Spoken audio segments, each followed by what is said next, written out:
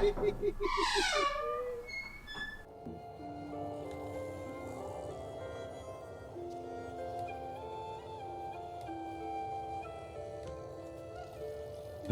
and welcome back to Songs of Syx, to our human tutorial city. I am the Fiend, if you're unaware, if you've just joined us for the first time ever. If you've been with me for a while, thank you. I always say it, but thank you a lot. It's great to have you here. Welcome. So what's on the plate today? So some viewers have asked me to explain haulers as well as internal city logistics and kind of how that works. So I'm going to try to do it the best I can. I'm not the most concise when it comes to certain things, but we will jump into it the most simple way I know how. So we're going to go into here, and you can see there's 3 different buildings I always like to cover together. It'd be the Workstation. I'm going to put one over here. When I covered them in the past, I'll cover them again. We have the hauler. The hauler is free building, and then you obviously have your warehouse, so you can put a little warehouse in here. Any type of crate here is going to immediately give you storage of 81 per crate. You can see 162, so if you put that, it's 324. When you upgrade them, I believe they give you 300 total per crate, so that would be 300 if this was one building. This hauler can hold, I believe, 64 per slot. Let me clear this out. I have one over here. I should actually have one next to this. So each one should hold roughly like 32, or actually, sorry, 64, because there's two piles here. So you can make haulers of a variable size, and haulers will haul from as far as possible, I believe. I'm not quite sure about the distances, but if you look up here, you can see there's specific stats. The employment, 2 out of 3 are employed. So there's supposed to be 3 guys, there's missing workers, so they're not getting employed. I can try to mitigate that by doing that and get some more people. You can see that most of the information is up here. A lot of people get stuck on this workload thing. The workload is low. I personally have never ever looked at it, and I don't care to, and I don't optimize my city in that fashion. If you do, I'd ask the Songs of Syx, like Discord. Those guys know a lot of stuff, more than I do. You can see that what time the work shift starts. Now, this is important for a lot of different jobs. A lot of them start at 3. I believe, if not all of them, start at 3 o'clock in the morning. So they will all start, 6. So they all start their jobs at a variety of times. And depending on that job worker will have a variable schedule, and he will go to his services at different times than other people in the city. So if you have, let's say, 1,000 haulers and everyone else is not a hauler, they will all do their job at 3, and then they'll all try to be hitting their services after work. I don't know how long their job day is, but if it was 6 hours, they would be trying to come after 6 hours to do all their services at the same places. Kind of fucking up the time scheduling. You can see there's a prior or a previous priority and a next priority. This is something that a lot of people, and myself included, kind of get confused. The way I tested it was basically when I had no workers, I put it at 1, and I was questioning if that was the highest priority. 1 is not. It is the higher the number, the more priority. So if, let's say, haulers were the most priority here, I would put them up to 20. For example, nurseries here are at 20, so that if there's no workers in the city, they do not leave this job. They will stick to just this job because this is the most important. It's the highest priority. If you had one at 17 or 18 or whatever, that will be the next one up. So if you have nurseries and you're tired of your babies starving when you run out of workers, that is very common. Put your fucking thing up to 20 and you'll be perfect. You can see the accident rate is 0%. Accidents are not a thing currently in the game. They are a thing. They have been part of the game, but they just aren't part of this update. I believe Jake is still working on them. They were a little bit fucked up. You'd just be getting guys killed all the time, and it was just annoying. So with the hauler, you can see there's no like shape around the hauler that tells you where he's pulling from. I often find that it's just smart and kind of good to have a warehouse as close as physically possible to this hauler, or a hauler in general, because the warehouse worker and the hauler will go as far as necessary to get the thing that they're needing to get, if that's their job. So for example, fruits. The fruits in the city he had fruits nearby. He obtained them because along the road, they went and they stopped at this warehouse first. So if your Capitol building is on the other side of the city, they will stop at warehouses on their way to the Capitol and drop them off first. And then if there's no more space, they'll continue along. So ideally, you'd want your storage for certain things at the entrance of your town, so where people are coming in. That way they can quickly get rid of them. Are those Amevians? What are you, prisoner war captives? Why do I have prisoner war captives? I don't even have a prison. What the heck? That's odd. I think they're just hanging out at the border here, just dancing around doing some weird shit. They need to be executed, but there's nowhere to execute them. That's an interesting little bug that we've got there. But as you can see, the hauler, he is ready to go. You can put as many people as you like, 5 haulers, but I find that 1 is the best. 2 is if one of them goes to sleep, the other one needs to come. If it's a busy spot and they're constantly working, like paper, you might want to have 2. And it's kind of recommended to have like a paper hauler in front of all these buildings. I have not had the time to work on them. I'm saving that for when I have a day off. So when I'm working during the week, I try to do these shorter videos, and I'm working towards a greater goal for the channel. So that's the point. We've got this workstation here, and I covered it in the last one, but this little blue circle around it is the distance or the radius, and you can expand that like so. And you can also change the number of workers. This is literally just a forced place for people to work. So if I said I need people to literally be right in this area and they're not working, let's say you're getting really frustrated, you've had a job going on for years and they just aren't going over there, you put this down. You could put the radius as big as you'd like. I prefer to put it about like that or a little bigger, depending on the job site. Then you put a hauler or a couple haulers with the resources necessary. If you do not put the resources, the workstation workers will not go and get something that is not in their radius. So let's say they had to get bread, which is not something you need. They wouldn't go here and get the bread because it's not in their radius. If it was in their radius, they would go get it, but it's not. So cutting down trees, they'll go do that. They'll do all the things that are in the radius, but they will not leave that radius. That is their home. That is their place to live. And you can put a house in there and all that stuff, and they would live there.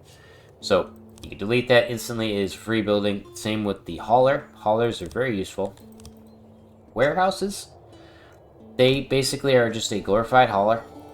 They are a space to store all that stuff. You can put a lot of workers. Depending on the building size, I believe you could put more. So, for example, if we had this one over here, a very big one, you could put literally 288 guys.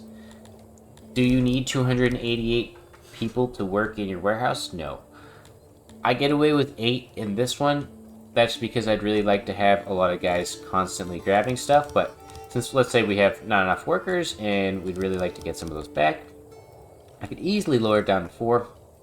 You can see these have 2 each because of the reason that the guys who are delivering goods from the caravans on the world map, they're delivering it straight here. Ooh, are these merchants?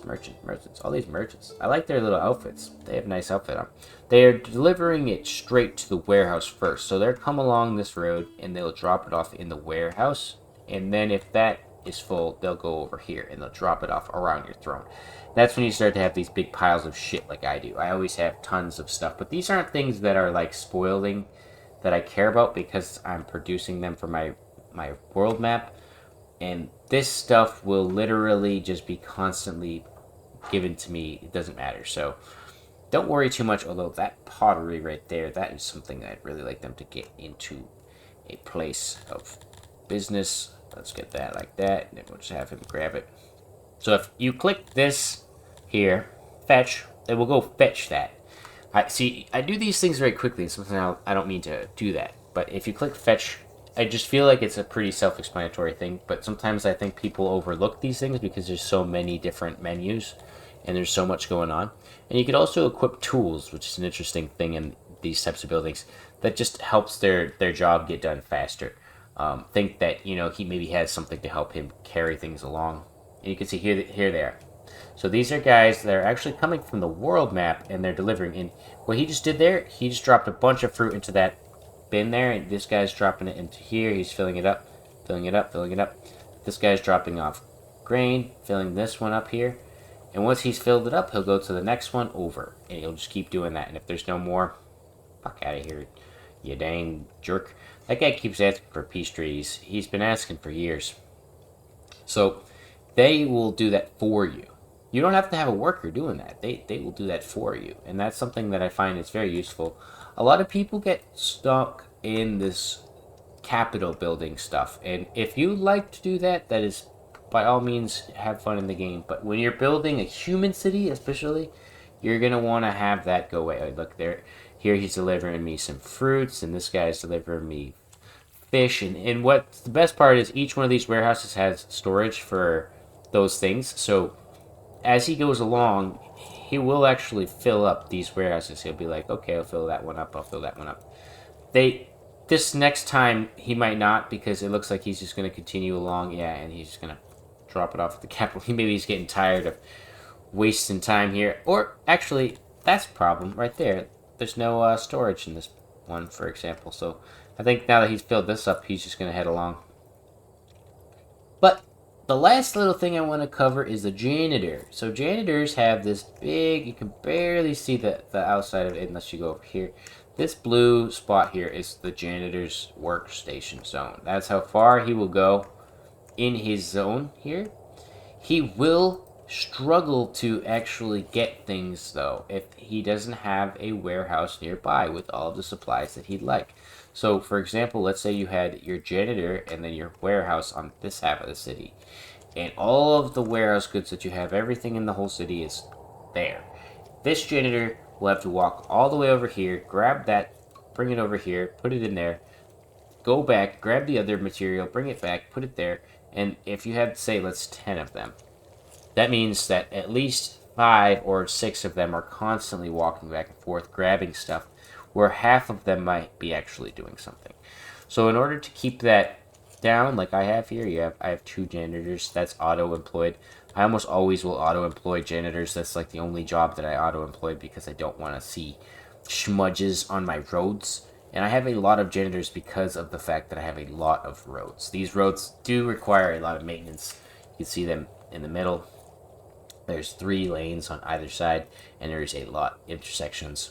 So that does take up a lot of maintenance, basically. But you can mitigate that by, if you go into technology, I recommend you always get maintenance. I don't even have it as I say that. Spoilage and maintenance early on. These are 2 really good ones. And as you look here, logistics, and this is why I can't really explain to you how much a person carries. I think certain races carry different amounts. So if I could find a guy who's carrying something, usually they're carrying about 5 items, I believe.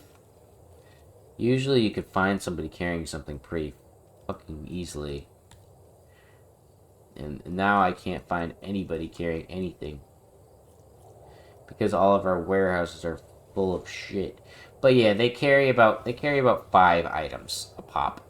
And then you can upgrade it with this here. So after you get your fancy roads, you can get logistics and transports. So transports, might as well unlock them now because we have the money, or the technology. Transports are a really cool thing. I should say that this is the 4th thing on the list. They require a little bit of iron and an animal. I'm actually not going to build one, but this is the shape they come in. This is the smallest size. It will put an orc or an onx that will be filled up with resources. I believe the cart holds 200 of that said resource. Then you can select a destination for it to go to, and then they will bring that to that destination. And in the future, I will actually have these guys set up probably at the border here at the map entrance, because the idea is that for me, they're really useful for taking a large sum of resources. So let's say those guys come in here and they're dropping off all that stuff.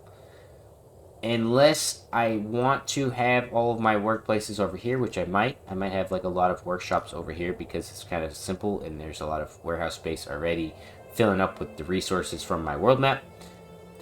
I would have them delivering things from the corner of the map on transports rather than with people. One transport could easily carry the amount of like 10 or 20 guys. And it's just a livestock with a person carrying that, or pushing along the livestock.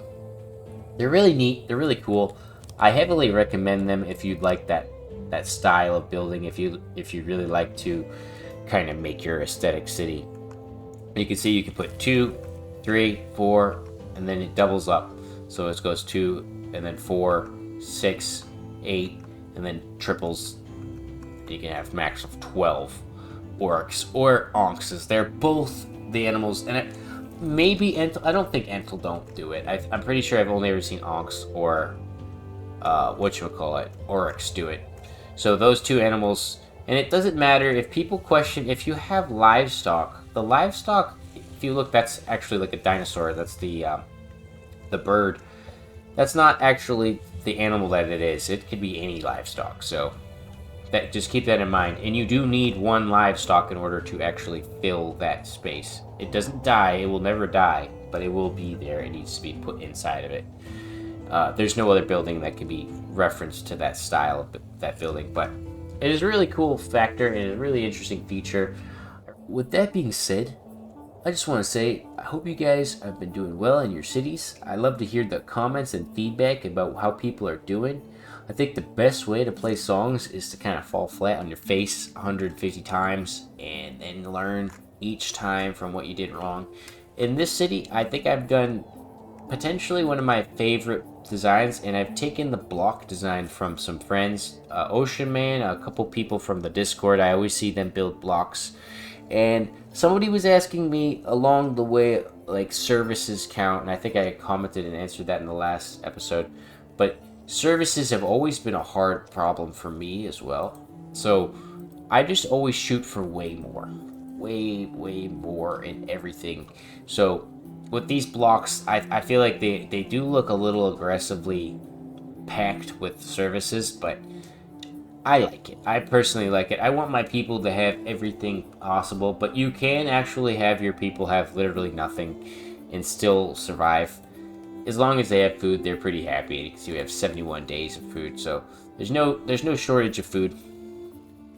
Regardless, I will catch you guys in the next one. Thank you for watching. Goodbye.